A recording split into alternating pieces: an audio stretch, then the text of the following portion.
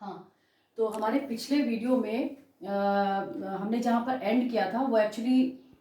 हम बात कर रहे थे कि ट्रांजिट कब एंड होता है, और उसमें एक शब्द आया था कि वेयर हाउस या गोडाउन। तो उससे मुझे रिकलेक्ट हुआ कि वेयर हाउस या गोडाउन में चीज़ें पड़ी रहने से अगर कोई एक्स्ट्रा चार्ज सेलर इनकर करता है तो वो एक्स्ट्रा चार्ज के लिए लीन एक्सरसाइज नहीं कर सकता। That was the reason why I had to disrupt the earlier video. अब हम वहीं से स्टार्ट करते हैं फिर से जहाँ पे हमने पिछला वीडियो एंड किया था। हम बात कर रहे थे कि ये जो ट्रांजिट है वो कब तक चलता रहता है। तो हमने क्या क्या बातें करी थी। पहली बात तो ये कि बायर या उसका एजेंट जब तक डिलीवरी नहीं ले लेता, डिलीवरी को एक्नॉलेज नहीं करता, तब तक वो चलता रहता है। फिर वो कहता है कि डिलीवरी से पहले ही, कहीं डेस्टिन्ड प्लेस से पहले ही आकर के बायर डिलीवरी ले ले तो भी डिलीवरी हो जाती है। That means transit comes to an end. तीसरी बात है कि बायर कहता है उसी कैरियर को कि तुम कहीं और तक ले चलो, माने डिलीवरी को एक्नॉलेज करने के साथ साथ वो डिलीवरी तो लेता है लेकिन उसको बताता है कोई फर्दर डेस्टिनेशन कि यहाँ से वहां तक और इस सामान को छोड़ दिया जाए, तो भी ट्रांजिट एंड हो जाता है। मतलब वो ट्रांजिट में नहीं मानी जाएगी, भले ही सामान उसी कंसाइनर के पास और थोड़ा आगे के लिए ले जाया जा रहा है, बट जो ट्रांजिट है वो वहीं पर समाप्त हो जाएगा। फिर ये बात थी कि अगर बायर रिजेक्ट कर देता है, देखिए ये राइट बायर के पास में होता है कि वो गुड्स को डिलीवर कर दे। ये अलग बात है कि बायर कभी राइटफुली रिजेक्ट करता है जब गुड्स मर्केंटेबल क्वालिटी की नहीं है, या उसको देख करके समझ में आता है कि गुड्स उतनी नहीं है जितना उसने ऑर्डर किया था, या और कोई, तो वो लॉफुली रिजेक्ट करता है। लेकिन अगर वो किसी भी कारण से, मान लीजिए अनलॉफुली भी रिजेक्ट कर रहा है, for any reason buyer goods की डिलीवरी रिजेक्ट कर देता है, तो क्या ट्रांजिट खत्म हो जाता है? नहीं,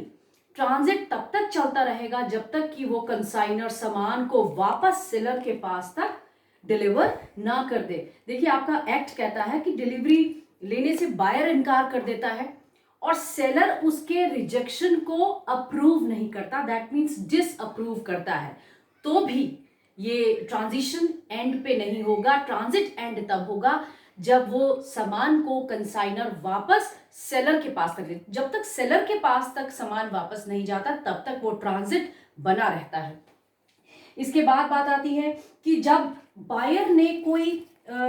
कोई शिप या कोई कंसाइनमेंट, कोई व्हीकल जिसके द्वारा कंसाइनमेंट को लाना है वो खुद हायर करके भेज रखा हो, तो ये कहता है, आपका एक्ट कहता है कि ये इंटेंडेड होता है। फिर ये बायर और सेलर के बीच की बात है कि what do they intend to do, like whether they want the delivery to be made there and then, माने जब सेलर के यहाँ से सामान चला, उस कंसाइनमेंट को अपलोड किया गया, क्या तभी डिलीवरी हो गई, या फिर डिलीवरी तब हुई जब बायर ने उसको अपने डेस्टिनेशन पे प्राप्त किया, माने उसका जो इंश्योरेंस था उसको एग्जॉस्ट होने के बाद, या रास्ते की रेयर एंड टियर जो भी हुई उसके बाद में, तो ये इंटेंडेड जो भी होगा उसके बाद देखा जाएगा। फिर बात है कि अगर कैरियर रॉन्गफुली डिलीवरी करने से मना कर देता है, मान लीजिए कैरियर जो भी कंसाइनमेंट लेकर जाता है वो किसी भी कारण से डिलीवरी करने से मना कर देता है, तो क्या ट्रांजिट एंड हो जाता है? यस, कैरियर अगर डिलीवरी करने से मना कर देता है तो ट्रांजिट वहीं पर समाप्त हो जाता है। फिर बात है पार्ट डिलीवरी की। देखिए पार्ट डिलीवरी के लिए ना सेलर और बायर दोनों, बायर बाउंड नहीं है, आपने प्रीवियस चैप्टर में पढ़ा ना, बायर पार्ट में डिलीवरी या इंस्टॉलमेंट में डिलीवरी लेने के लिए बाउंड नहीं है। फिर भी अगर सेलर उसको पार्ट में डिलीवरी करता है तो क्या होगा, वो ट्रांजिट उस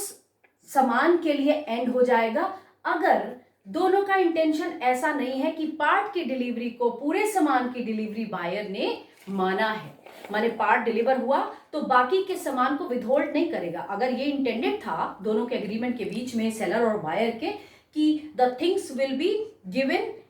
वन आफ्टर अनदर, माने एक साथ नहीं दी जा सकती, एक के बाद एक सामान को भेजा जाना है, और वो एक सामान का दिया जाना यह घोषित करेगा, या बायर ये एक्नॉलेज करता है कि वो एक सामान को प्राप्त करेगा तो वो बाकी सामान को भी लेगा, मतलब अपने आप को बाइंड करता है इस अग्रीमेंट में। इन दैट केस अगर पार्ट में डिलीवर किया गया है तो वो बाकी का सामान सेलर स्टॉप नहीं कर सकता ट्रांजिट में, उसे रोक नहीं सकता। लेकिन अगर सेलर और बायर के बीच में ऐसा कोई प्रीवियस अग्रीमेंट नहीं है तो पार्ट डिलीवरी होने के बाद बाकी के सामान को डिलीवर होने से सेलर रोक सकेगा। तो ये तो 7 तरीके हुए जिससे कि ट्रांजिशन का जो पीरियड है वो समाप्त हो जाता है कहाँ से कहाँ तक। अब बात आती है कि ट्रांजिट को स्टॉप कैसे किया जाएगा। तो ट्रांजिट को स्टॉप करने का मतलब है कि बायर सेलर उस सामान को अपने पास मंगवा ले, अपने पास खुद उसको ले लेता है, यानी सामान को वापस डिलीवरी अपने पास प्राप्त कर ले, और या फिर किसी कंसाइनमेंट से किसी शिपमेंट से वो सामान भेजा गया है तो फिर क्या करेगा,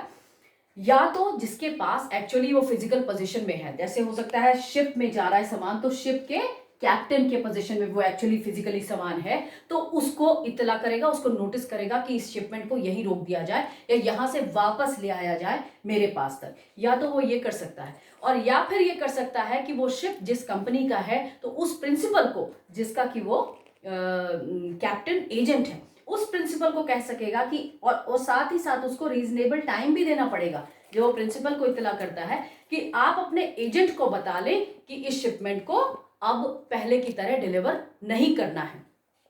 और इस जो वापस मंगाने में जो भी एक्स्ट्रा खर्च आएगा वो सारा का सारा खर्च सेलर को की लायबिलिटी होगी वो पे करना। That is all for stoppage in transit and ये जो अनपेड सेलर के राइट्स हैं। अब बात यह है कि अगर सब सेल या प्लेज या बाद में, देखिए एक सेल तो वो हुआ जो सेलर ने बायर को किया, यानी ये फर्स्ट सेल है, राइट। हम यहाँ पर रीसेल की बात कर रहे हैं। जब सेलर अनपेड रह गया, सेलर को बायर ने पूरा पेमेंट नहीं किया, लेकिन बायर के पास में उस सामान की या तो पोजीशन चला गया है, या फिर मतलब फिजिकल पोजीशन में है, या फिर पोजीशन नहीं भी है तो सामान की प्रॉपर्टी है। प्रॉपर्टी का मतलब है कि वो जो डॉक्यूमेंट ऑफ टाइटल है वो बायर के पास में है, और बायर उसको सेल करता है या बायर उसको प्लेज करता है या और किसी प्रकार से आगे उस सामान का, उस गुड का व्ययन करता है, तो फिर क्या होगा, in that case unpaid seller के उस स्थिति में क्या राइट्स होंगे। देखिए ये कहता है कि बायर के द्वारा की गई किसी भी सेल या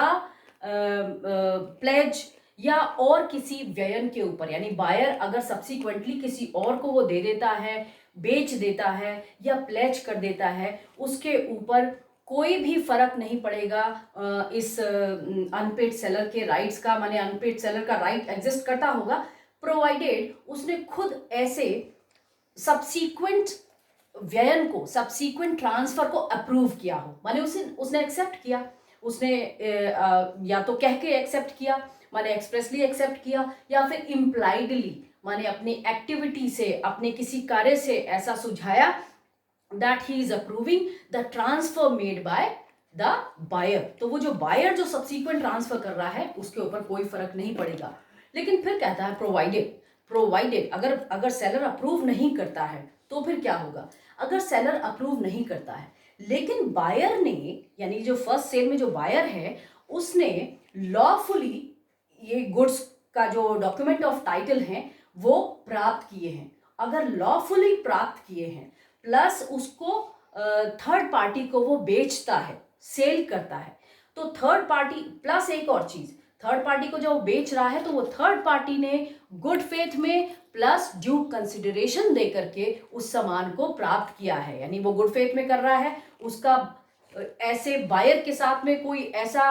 कोलिजन ऑफ इंटरेस्ट नहीं है, उसके ये जानकारी में नहीं है कि इसने उस सामान के लिए जरूरी प्राइस पे नहीं किया है अपने सेलर को, ऐसा कुछ उसकी जानकारी में नहीं होना चाहिए। तो ये जो सब्सीक्वेंट बायर है इसको पता नहीं है, ये गुड फेथ में क्या करता है, सामान को खरीदता है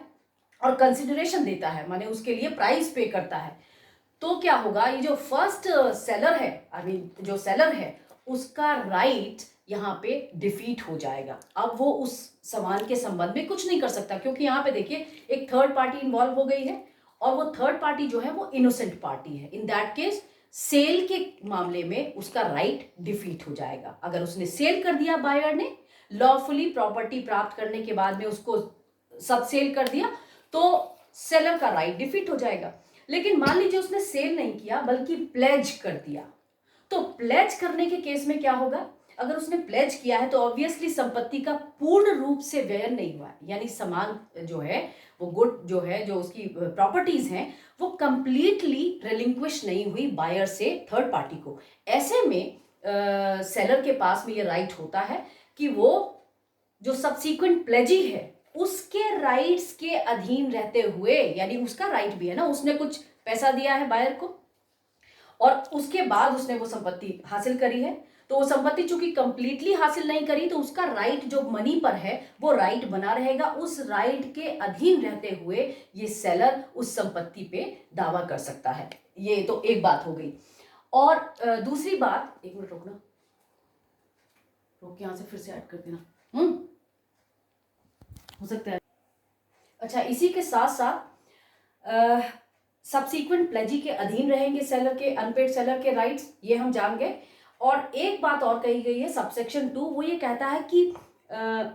मार्शलिंग ऑफ सिक्योरिटीज का प्रावधान है सबसेक्शन 2। वो ये कहता है कि जो सब्सीक्वेंट प्लेजी है ये उससे रिक्वेस्ट कर सकता है, सेलर उसको रिक्वेस्ट कर सकता है कि अगर आपके पास इसी बायर के द्वारा दिए गए कोई और सिक्योरिटीज हैं तो आप पहले उन सिक्योरिटीज से अपना जो रकम है वो ले लें, और इस सिक्योरिटी जो कि अनपेड सेलर की भी प्रॉपर्टी बनती है उससे उस रकम को बाद में ले। तो ये जो मार्शलिंग ऑफ सिक्योरिटी कर सकता है सेलर उस संपत्ति के संबंध में, प्लेजी को कह सकता है कि वो अपने पास बायर के द्वारा दिए गई जो और सिक्योरिटीज हैं उन सिक्योरिटीज का पहले इस्तेमाल करे और बाद में इस सिक्योरिटी का इस्तेमाल करे जिसपे अनपेड सेलर का भी राइट है। That is it. इसके बाद हम आ जाते हैं लास्ट वाले सेक्शन पे। वो ये कहता है कि सेल नॉट रिसेंटेड बाय लीन और स्टॉपेज इन ट्रांजिट। इसका सीधा मतलब ये है कि लीन का राइट एक्सरसाइज करने से सेल समाप्त नहीं होती, स्टॉपेज इन ट्रांजिट का राइट एक्सरसाइज करने से सेल समाप्त नहीं होती। यानी सेल का जो कॉन्सिक्वेंशियल ऑब्लिगेशंस हैं दोनों पार्टीज के ऊपर वो वैसे ही बने रहते हैं, सेल अपने आप इसके द्वारा समाप्त नहीं मानी जाती। दूसरी बात यह है कि अगर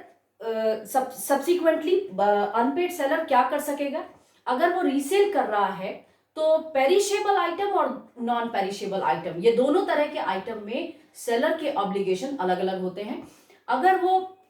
पेरिशेबल आइटम है, सपोज जिन गुड्स को के संबंध में उसे बायर ने पे नहीं किया है and the goods are still lying with him, what he can do is he can, without giving any notice to the buyer, he can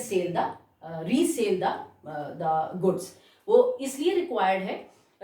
notice का दिया जाना इसलिए रिक्वायर्ड नहीं है क्योंकि नोटिस दिए जाने में और नोटिस का रिप्लाई आने में जो समय लगेगा उसमें सामान के खराब हो जाने की संभावना होती है। तो पेरिशेबल आइटम में तो उसको कोई नोटिस रिक्वायर्ड नहीं होता है। पेरिशेबल आइटम का अगर सेलर अनपेड है तो बिना बायर को नोटिस दिए भी रीसेल कर सकेगा। लेकिन अगर आइटम पेरिशेबल नहीं है तो वो क्या करेगा, तो देखिए नोटिस, जैसे मैंने पहले भी बताया, नोटिस इसलिए रिक्वायर्ड होता है कि अगर सेलर नोटिस दे देता है तो इन दैट केस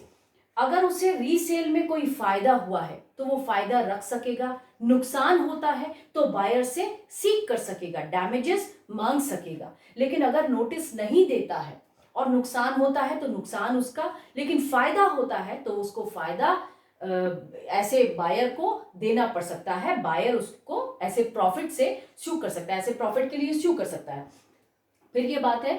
कि थर्ड पार्टी को इस बात से, देखिए जब किसी भी सामान का, ऐसे किसी भी आइटम का, पेरिशेबल हो या नॉन पेरिशेबल आइटम हो, उसको रीसेल किया जाता है तो थर्ड पार्टी के राइट्स पे इस बात से कोई फर्क नहीं पड़ता कि सेलर की, अनपेड सेलर ने इस आइटम के सेल से पहले बायर को कोई नोटिस दिया है या नहीं दिया। इसका मतलब थर्ड पार्टी उस आइटम में राइट्स को कंप्लीटली, मतलब एक ऑनेस्ट जो राइट है वो लेती है, एक इनोसेंट जो राइट है क्वाइट पोजीशन का वो थर्ड पार्टी तक चला जाता है, और ऐसे नोटिस का थर्ड पार्टी के राइट्स पर, सब्सिक्वेंट बायर के राइट्स पर कोई भी गलत प्रभाव नहीं पड़ता है। फिर देखिए एक कॉन्ट्रैक्ट इस तरह का भी किया जा सकता है जहां पे सेलर कहता है, बायर के साथ में पहले ही अग्री करके रखता है कि अगर प्राइस को पे नहीं किया गया तो इस आइटम को रीसेल किया जा सकता है, इस सामान को रीसेल किया जा सकता है। इन दैट केस वो सेल प्रीवियस रिसिंड हो जाती है, मतलब वो समाप्त हो जाती है और फिर उस सेल के संबंध में कोई राइट एंड ऑब्लिगेशन दोनों पार्टी के ऊपर नहीं रह जाते हैं। That's it.